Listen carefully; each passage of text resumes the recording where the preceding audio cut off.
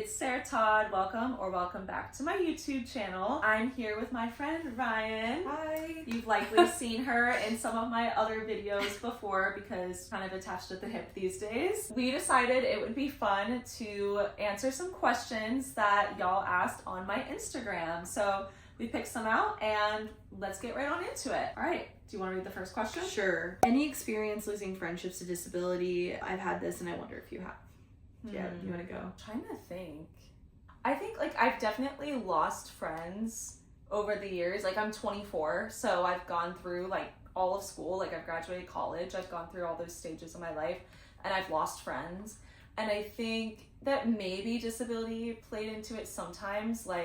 In high school, in 9th grade, I missed the whole first semester because I had back surgery. And I had a really good friend at that time. And then when I came back to school after being gone for so long, she had made a new friend that I didn't know before I left. And so obviously she needed somebody to be friends with while I was away. So I can't blame her for that. But what I wish had happened was when I came back that we all could have been friends. But that's not what happened.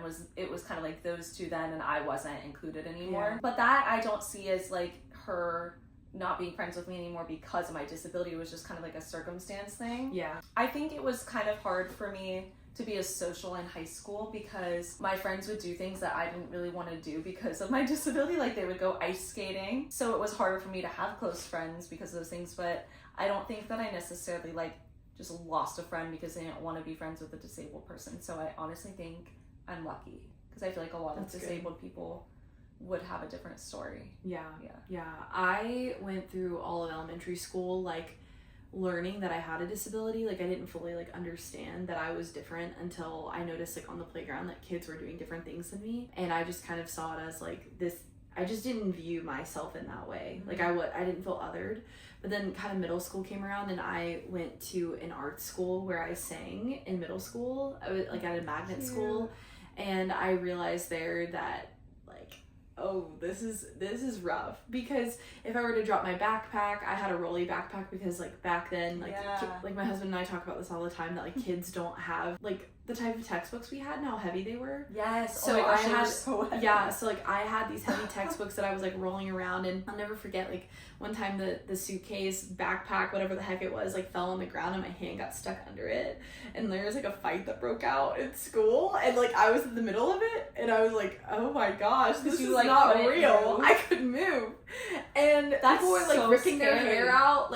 I was just whoa, this is crazy. And then when I went to high school, I actually homeschooled myself because I sing, and I did it online. So all of high school, I was singing and traveling and doing all of that and moving to Nashville, where we are now. And I didn't fully get that I didn't have a lot of close friends because of that. I had music friends, but not in a normal high school way. Right. And then when I went to college, I had a lot of really close friends for the first year, and it kept evolving where I had closer friends, but it got really complicated for me because I went through a program where I had a paid caregiver to help me, and I had someone who was amazing who worked on campus, and then it soon transitioned to my roommate helping me.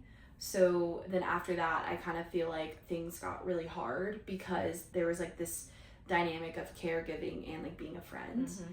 And I think a lot of times people with disabilities, especially our age, fresh off of college or going into their young adult life, don't realize what it's like and how soul crushing it can be to have a friend that is a caregiver who then can abandon you, because it's more than a job. Yeah. Because it's a friend. But it also feels you're helping that person, and they should get that money or whatever that thing is, because they are helping you. But it can just get really muddy really quickly. Yeah, it's very complicated. So I have my own recommendations, never to let your friend be your paid caregiver. You've told me that. I just don't think it's a good thing at all. But I did learn a lot from it, and I'm grateful I went through that experience. But it's gut wrenching because having someone be your caregiver is so intimate. And you bond more than you would with a normal just friend. So that's true, because they're seeing you in moments that friends might not. Yes. Depending on how close you are with your yes, friends. yeah. And Like- and it's harder for them because they feel more like it's a burden if the money stops or if that Or program if they're ends. not getting paid ever. Yeah, that's true. I've had friends help me with things like in college, and they weren't paid. They were just doing it because they were my friends. But the thing is, the amount of help I need is not like worthy of a caregiver necessarily, at least in that environment. That might change later in my life. But Yeah. I remember at the end of some of my days in college, I would think like, wow, I didn't ask my roommates for help at all today. Yeah. So there were some days where none of Yeah. them helped me. Yeah. And then when I did need help, there were 3 of them, and I could spread tasks around between all of them. But yeah, I mean, combining caregiving and friendship is hard. Yeah, I think people like also feel really scared to say like how they feel in that situation because they don't want to hurt they you. can be like seen as like a bad person, like not caring for someone with a disability. But then if they don't want to be seen as a bad person, like there can be a lot happening behind your back that can be like more hurtful. Mm-hmm. It's like you'd almost like rather know up front that that's too much for them or whatever it looks like. And for me too, it wasn't like 24/7 care. It was like getting dressed in the morning. Like Yeah. I could get undressed, but like having help with like Similar. little things like buttons and dishes. Yes, it's the same. But what's interesting though is I feel like it changes when you're doing this with a friend who's disabled. Like literally yesterday, It's very different. like Ryan was helping me take a shower. Yeah. I'm literally like in her shower, like yeah, helping you. no clothes on, like Yeah. you're washing my hair, drying my hair, Well, brushing my hair. It's like it's necessity. yeah. And I think that's the thing is like it's you need that help and like I need that help. And it's nothing more than necessity and helpfulness. And I Yeah. think like the world can really turn that into something like, oh, that's too much or like that's really hard on someone. But no, it's just what People needs to happen. overcomplicate it so much. I think that actually when you like step back and take a look at how people are willing to help even in more complex situations like we have. It's just that you maybe like might encounter the occasional person Yeah. who's not great about it. Yeah. But people make it out to be some big deal when actually a lot of the time it isn't. It Yeah. can be. Yeah, or like Yeah. me even helping you, people would be like, oh, that's odd. But also like girls all the time have sleepovers and have help from one Yes. another. Do hair. But when you turn nails. it into like a disability thing, like it starts becoming suddenly really it's bad. complex for people. Yeah. Complex topic, complex Yeah, question. we could go, yeah. We could talk about that forever, yeah. Did you watch me when I was on X Factor? Oh my God. Which is really awkward. I didn't, which is so wild. I'm kind of glad I you did not. I know. Yes, so I sadly didn't. But then when Ryan and I met in person for the first time, we were talking about social media and like I think just some wild stuff people will say to us on social media. And you were like, I have a lot of followers on Facebook because I was on X Factor. Did you know that? And I was like, oh no, I didn't. Yeah, because I think you were wondering why I got like so many comments. Yeah. And I was like, And then I was like, well, whoa. It's very odd. But it's crazy because like those people have like evolved with me or changed or there's been new people. But it all kind of started like when I was on X Factor. Yeah. And then it's You been were cool famous. because now like you've gotten to like hear my music even though like no one else has. Well, then I went home and I watched Ryan's audition and a lot of your other videos from X Factor. Oh, no. And I was sitting there crying. Oh, that's really sweet. I was, because I was like, for one thing, like you're so talented, but I was also just like, how cool is it that because I have a disability, yeah. I know Ryan now and we're so close. It's and really I never cool. would have met you. No, and it's I was true. just like, this is like life is It's true. amazing. Yeah, like Yeah. I like literally replied to something ST was asking advice for like her car situation and that's how we became friends. Yeah, the one time I wanted advice. Yeah, and I was like, this is my moment, I need to meet her. And her message left such an impact on me. I think I screenshotted it. I think Oh, I that's saved awesome. it because you wrote such a rave review of your car and you were like, this is like life changing for Yeah. me. And I was like, wow. And then I just looked at your page and I saw that you were in Nashville and I was going to be around in like It's a so month. cool. And I was like, all right, we've got to meet. And yeah, It's awesome. now here we are. It's very cool. Yeah, and like I've been recording new music and like you've gotten to hear it and like no one else has. So it's kind of just Ryan's crazy. going to be really, really big. No. Yeah. That's crazy. But hopefully it will bless people. I'm happy you've gotten to hear it though. I love it. You're so Which talented. is like crazy because it's fine. It's time. It is Finally, time. I need to get It back is in the time, ring yes. after school. You deserve it. People need to hear your voice. Thank you. You too. You too. What are things you wish people understood more about your physical disabilities? It's funny how all these things come quick to me because they're just like life. Yeah. I don't know. I think for me that like I don't want to limit myself because my limitations change. and what I can do changes because I might learn how to do something better than I can now. And that's even like something like we've talked about, like I've been helping ST buckle, which is not a burden on me. It's just like I get to help her and she gets to help me in other ways. Like that's what you get to do as friends, and that's kind of what we were alluding to as well with the friendship question. But it's like right now I buckle ST better than I did before because of my ability. Literally nothing to do with her, like nothing to do with her disability, to do with my disability. Yeah. And it's just crazy how the more you do something, like just like anyone does better when they practice at something. So if I practice, if I get to do it a million times, how that is going to look for me is going to be different. So I can't completely say like I can't do this thing or I can or whatever it is. And I think it's always changing, so it can feel really overwhelming when you're trying to gauge like, will I be able to handle that task and like the anxiety of that. You're very good at handling the anxiety. Thanks. Because I'm not. We were talking about that last night. Like when I get anxious, I just like immediately like, I don't know. It's hard. I can't think. It's I hard. guess, yeah. And I just get so anxious and I let it overwhelm me. But I love that point about it evolving. Yes. It reminds me of when I figured out how to put on my skincare headband by myself. Yeah. Because I used to not be able to do it, and then I figured out a way to do it, and now it's so second nature to me and I can do it really quick. So I think like just you can't know everything. Even if I say right now I can do this thing, like it may change and I might get better at it or I might get worse at it, or like I just don't know. I don't know. You don't know. And that's the beauty of it. It's like, that's a good thing. It's not bad. That's why accessibility concerns are really hard for me. When people ask like what are your access, I'm like, to be honest, it's always changing. Yeah. It's always changing. And it can vary day by day too. Yes, so I can't give you like an exact That's true. The needs. Because my access needs vary day by day based on what I'm wearing or like how I'm feeling. Yeah. Or what food I want to eat. Yeah. And that's with anyone able-bodied too. But it's like extra when you have a disability and there are barriers for you to get what you need. So yeah, that's what I would like people to think about. I think a big thing for me is like visibility, that I feel like I can often be made invisible because I don't use a mobility aid and I don't have like a super obvious disability. And to me, my disability is not invisible because I'm dealing with it every moment of every day. And so it crosses my mind. Like at the same time, like I'm not 100% always thinking about my disability, but I am dealing with it every day. So I know it's there. And so I wish that people could kind of see more of my disability, which is interesting because I also am lucky that I can choose to have it not be seen as such much. An interesting point. Yeah, like if I'm wearing long sleeves, it's really not obvious because like my arms are what give it away, like because they're so skinny. If I'm wearing long sleeves, that covers that up, and then I might only kind of show I'm disabled if I'm struggling to do a task or something. I don't know, so I'm lucky that I can kind of like choose how I want it to be, but I wish that it was a bit more visible a lot of the time, because then I think when I want help in public, more people would offer and I don't have to like stress about asking people. That makes sense, yeah.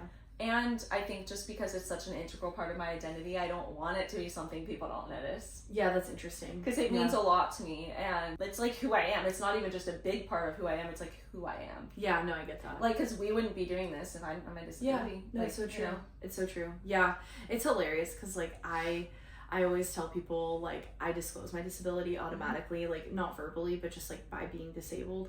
Yeah. And I'm almost like, no choice. I always feel like I wish there was like a big database where I didn't have to keep getting a doctor's note to prove it. I remember you saying that. Because I'm like, just look, please. It's like a interesting topic because some people like don't want that. So they want to have the option to disclose, which makes sense. Yeah, for sure. But I just don't have the option, so I'm kind of like, hey, could you at least make a database that you could opt into? There's pros and cons to having the option and not having the option. Yeah, for sure. Yeah.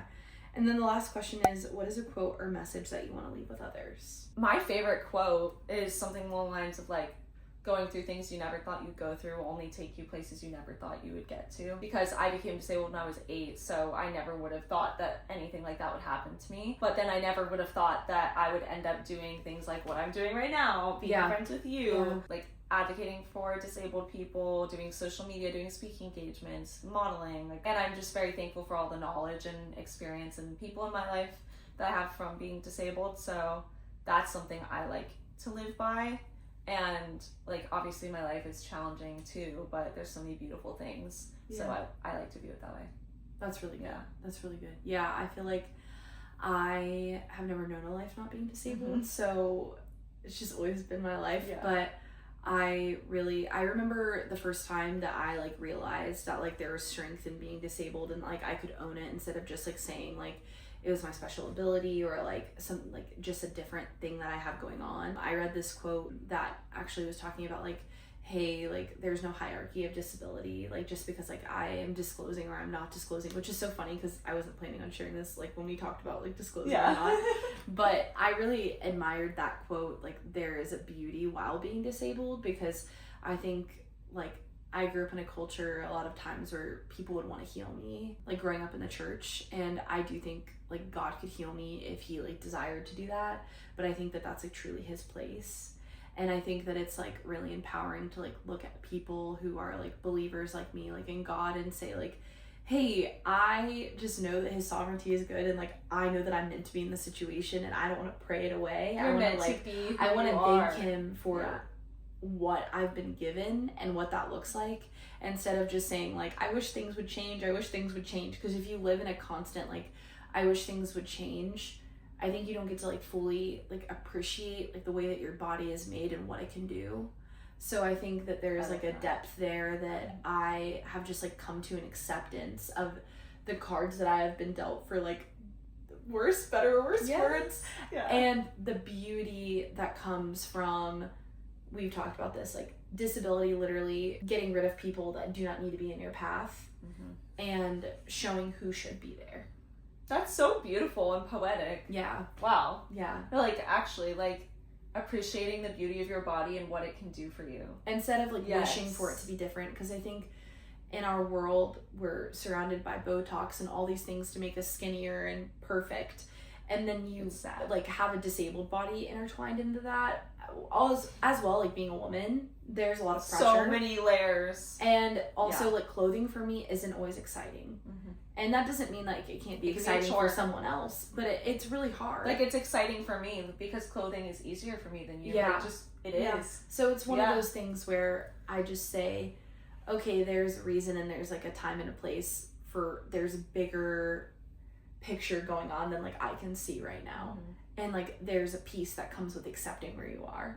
So I just feel like for people watching this, if they can accept where they are, they might actually reach like a bigger breakthrough, because they'll be able to see what's right in front of them. I think there's peace in that. Yeah. And that can be difficult, like acceptance, but like radical acceptance, like it is a real thing. It can, like you said, enable you to move forward and start accomplishing things, like accomplishing your dreams. And I think that's why like using the word disability is really important. And because it gives people language to refer to, instead of just saying like, something's different. Like I do have a hand difference. I do. Like I do have a hand difference, but like I do have a disability. Yeah. And it's really cool because it brings you together with people, because the layman person who doesn't know anything about disability doesn't know like what a difference is. Yeah, and everybody is different. Yes, absolutely. That's what is kind of cringy about like just saying different abilities. But hand difference and limb difference also, like they're factual, but disability I feel like is maybe it's more all like an identity too. It is, but I do like using disability and limb difference because it can help people who don't have any context to like know what it is. But I think when you realize like you're allowed to be okay with your situation, you can really do like a lot more in life, and like be grateful for the losses, like the friendships lost, the bras you can't wear, the things you can't do. Like there's a lot of good. I think it makes sense, because if you're struggling with something because of the body that you were given or the body you exist in, you could easily just be like angry about it. Like you could be angry every morning when you're getting dressed, and I'm sure you are frustrated. You can be angry and you can be wishing that you weren't in that body, or if you accept that this is your body and you try to learn to love it, then you're like, all right, this is just how my life is. Yeah, our world has like taken like body positivity sometimes to another level, and I think that they don't like always apply that to also like disabled bodies. Disability is hardly ever included in anything like that. Yeah. And it should be, because we deserve to have that outlet to express ourselves as it relates to our bodies that we exist in. Yeah, that's what I would say. That's so beautiful. Stop. Oh my gosh, I love it. Yeah, but So thanks for having me on. Yes, this was so fun. Thank you so much for watching. And for the questions. Such great questions. Yeah. This was a fabulous conversation. That was cool. I really hope you all enjoyed, and if you did, please give this video a like and subscribe to the channel. You will be seeing Ryan in content, like, you know, shorts, all the things. So we'll be having fun. We'll be back. Yeah. Yes. So thank you so much for watching. See you in the next video. See ya. Bye.